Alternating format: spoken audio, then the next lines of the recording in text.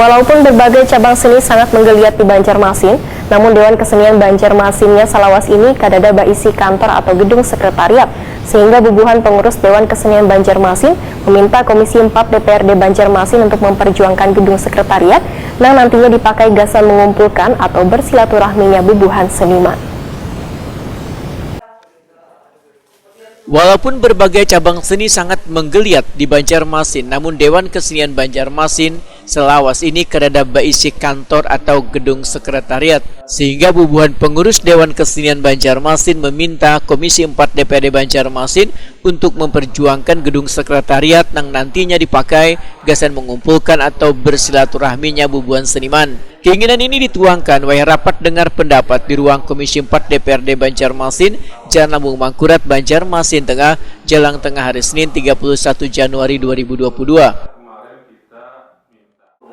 Dengan fasilitas yang lebih dari yang sudah dengan proyeksi kegiatan-kegiatan yang jauh lebih baik kayak gitu.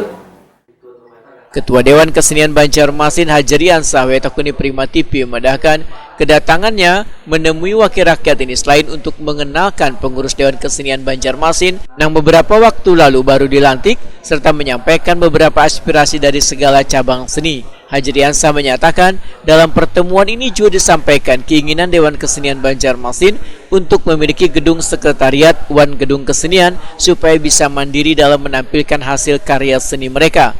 Hajriansah berharap segala aspirasi yang disampaikan ini mendapat dukungan dari wakil rakyat di DPRD Banjarmasin. Nah, ini kan belum punya sekretariat nih. Yang kedua, fasilitas gedung kesenian. Kita sementara sejauh ini selalu numpang di Taman Budaya, itu kan punya provinsi. Ya, Banjarmasin itu tidak punya sebagai ibu kota provinsi kaderisasi gedung kesenian, sehingga kadang-kadang kalau kawan-kawan seniman hendak berkegiatan antara di kampus atau di Taman Budaya ya mandiri kayak gitulah. Nah, kita berharap pemerintah Kota Banjarmasin bisa memfasilitasi itu. Tadi kita sampaikan ke Dewan, mohon juga ini dikawal, diberikan dukungan bisa merealisasikan ini. Ketua Komisi 4 DPRD Banjarmasin Nur Latifah berjanji akan menyampaikannya dengan instansi terkait yang berkaitan dengan permintaan pembangunan gedung kesenian tersebut. Politisi Partai Golkar ini pun mengakui bila keberadaan gedung seni akan sangat menunjang untuk memperkenalkan kesenian yang ada di kota Seribu Sungai ini.